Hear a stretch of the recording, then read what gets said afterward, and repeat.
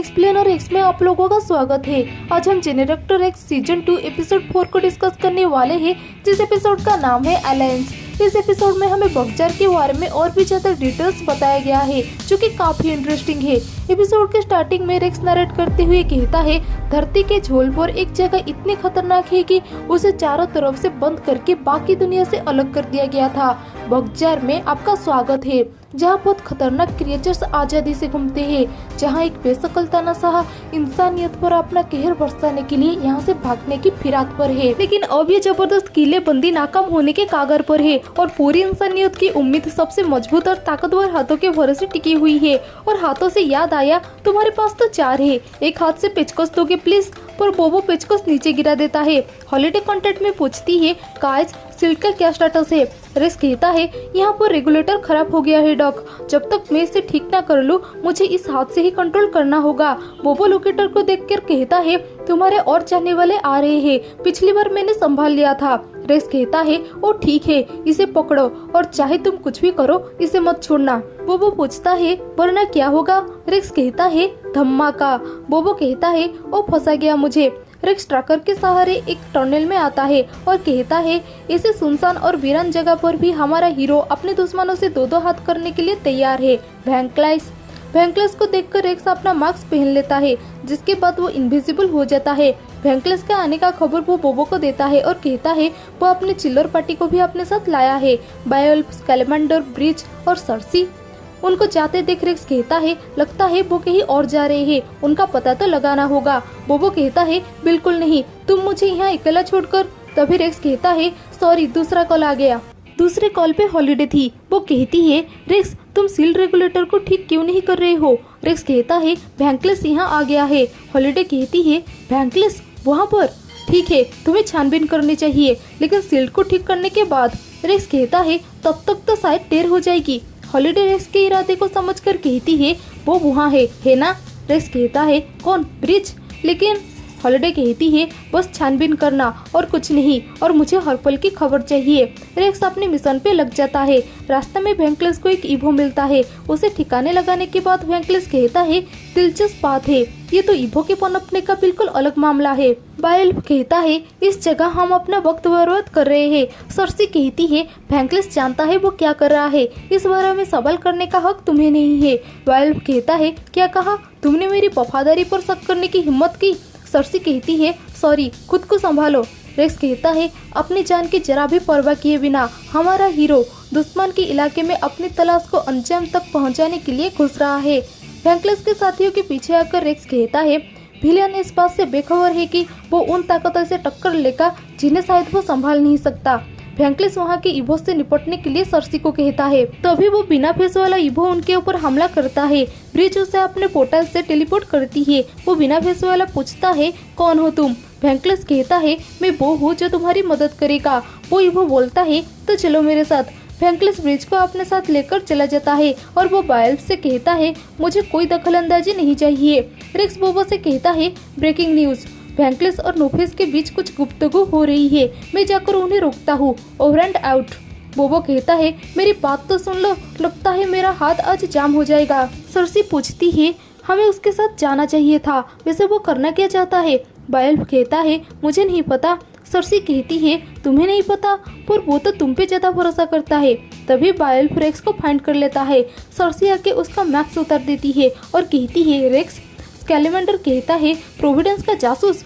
Racks कहता है, वाह कितने जल्दी पहचान लिया, मेरे सुनने में आया था वैंकलेस अपने लिए एक नया असिस्टेंट ढूंढ रहा है।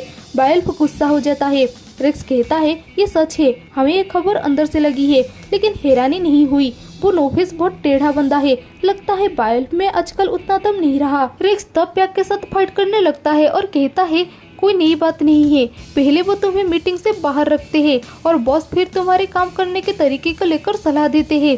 इससे पहले तुम कुछ समझो, तुम किसी नए बंदे के लिए काम कर रहे होते हो और तुम स्कैलेमेंडर की तरह बस एक मामूली चमचे बनकर रह जाती हो। आसमान में उड़ते हुए वो कहता है, फिर वो पल आता है जब हमारा हीरो लड़की के पाँव के नीचे से जमीन खींच लेता है और वो सर्सी को उठाकर भाग जाता है।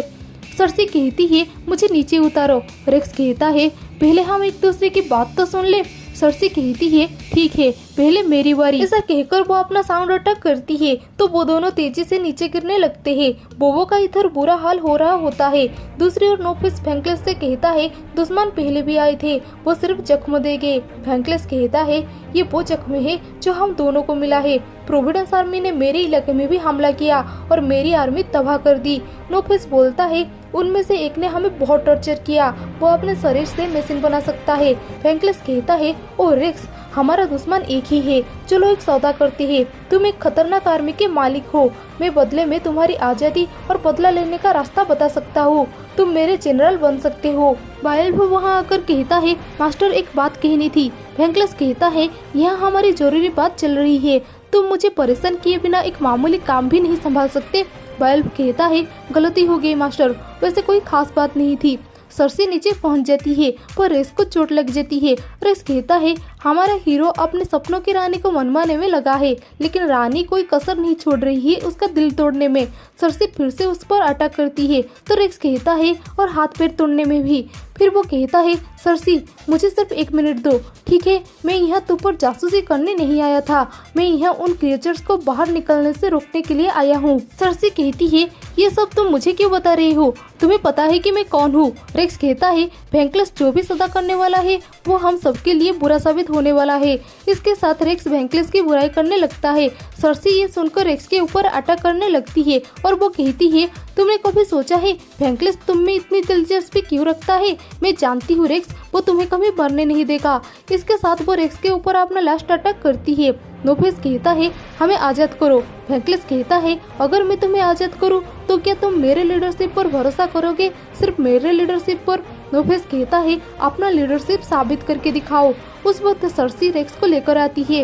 रेक्स को देखते ही वो नोफिस वेंकलेस के ऑफर को एक्सेप्ट कर लेता है। सरसी कहती है वो उसे मार डालेगा। रेक्स और नोफिस मैदान में आते हैं। रेक्स स्टाइल से कहता है खून के प्यासे दुश्मनों से घिरे हुए हीरो तबाही की तरफ बढ़ रहा है। उसका दिल तोड़ने वाली बेबस देख रही है, जब ये खत्म हो जाएगा उसे अपने किए पर अफसोस होगा। नोफिस से वो कहता है आज पार्टी में जाना है, इसलिए मेरा चेहरा मत बिगाड़ना। नोफिस रेक्स का बैंड बजा देता है। रेक्स सरसी से कहता है तुम यही चाहती थी ना, अब खुश हो? सरसी वेंकलेस से रिक्वेस्ट करती है रेक्स को बचाने के लिए, लेकिन जालिम वेंकलेस उसकी बात नहीं सुनता है और वो सरसी को रोकते हुए कहता है सरसी मैं दोबारा नहीं कहूँगा, अगर तुम उसकी मदद करने के लिए गई तो तुम जिंदा नहीं बचोगी। वेंकलेस नोफिस को रोकता है रेक्स को मारने से। उन दोनों के बीच फाइट होती है। रेक्स कहता है मैं तुम्हारे बीच दीवार तो नहीं बन रहा हूँ ना? वेंकलेस कहता है बहुत समझदार हो। वेंकलेस के टीम और नोफिस के इवोस के बीच फाइट होती है।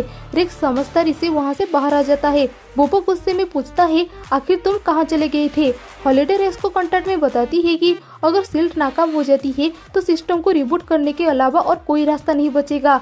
तुम्हें ये बताने की जरूरत नहीं है कि अगर वो क्रिएचर्स बाहर निकल गए तो क्या होगा। तो बोबो उस लेवल को छोड़ देता है, जिसके बाद सायरन बजने लगता है। रेक्स कहता है डक तुम्हें याद है उस बुरे से बुरी हालत के बारे में जो तुम मुझे बता रही थी? बस अभी वही हाल है। इस टाइम बक्चर का सिल टूटने लगता है और सारे के सारे इबोस बक्चर के बाहर आ जाते हैं। तभी सरसी आकर कहती है तुम, मैं और बायल हम सब उसकी इस्तेमाल करने की चीजें थे, उसे हम में से किसी की भी परवाह नहीं है। रेक्स कहता है देर से आए पर वक्त पर आए। सरसी कहती है अभी भी देर नहीं हुई है, मैं दोस्ताना इवो फ्रीक्वेंसी एडजस्ट कर लूंगी।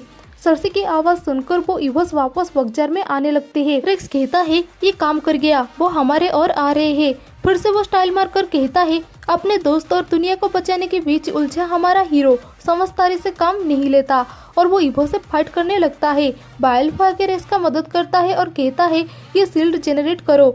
जब रेक्स शील्ड को एक्टिवेट करता है तब हॉलिडे कहती है शील्ड एक्टिवेशन इन 60 सेकेंड्स और वो काउंटडाउन करने लगती है। रेक्स कहता है चलो यहाँ से निकलते हैं। बायल कहता है मेरे मदद को भूल जाओ। हॉलिडे का काउंटडाउन पूरा होने से पहले रेक्स बोबो और सरसी के साथ बाहर आ जाता है, पर इवोस बाहर नहीं आ पाते हैं। शील्ड के बाहर आने के बाद सरसी उठकर वेंकलेस के बारे में पूछती है। रेक्स कहता है ब्रिज उसे बाहर निकल लेगी किसी भी तरह, लेकिन फिलहाल वो अंदर है और तुम बाहर हो, सोचने के लिए इससे अच्छा वक्त तुम्हें नहीं मिलेगा, मतलब अपने बारे में। तभी गाड़ी का साउंड सुनकर रेक्स सरसी के हाथ छोड़ देता है। बोबो प्रोविडेंस का एक गाड़ी लेकर आता है और कहता है पता नहीं अपने ही लोगों की चीजें चुराने में इतना मजा क्यों आता है। ऐसा कहकर वो सर्सी को गाड़ी का चाबी दे देता है। सर्सी उस गाड़ी से एक डिवाइस को निकालकर कहती है, तुम ट्रैकर निकालना भूल गए थे। ये जानकर बोबो के चेहरे का एक्सप्रेशन कुछ ऐसा हो जाता है। सर्सी रेक्स से कहती है, रेक्स मैं प्रोविडेंस जाना नहीं चाहती। रेक्स कहता है, तुम कहाँ जाना चाहती हो इससे फर्क नहीं पड़ता, जरूरी बात है तुम वहाँ जाना चाहती हो, यही काफी है। वो और बोबो जाते वक्त रेक्स सर्सी से कहता है, सुना है ये वक्त हांगकांग घूमने के लिए अच्छा है।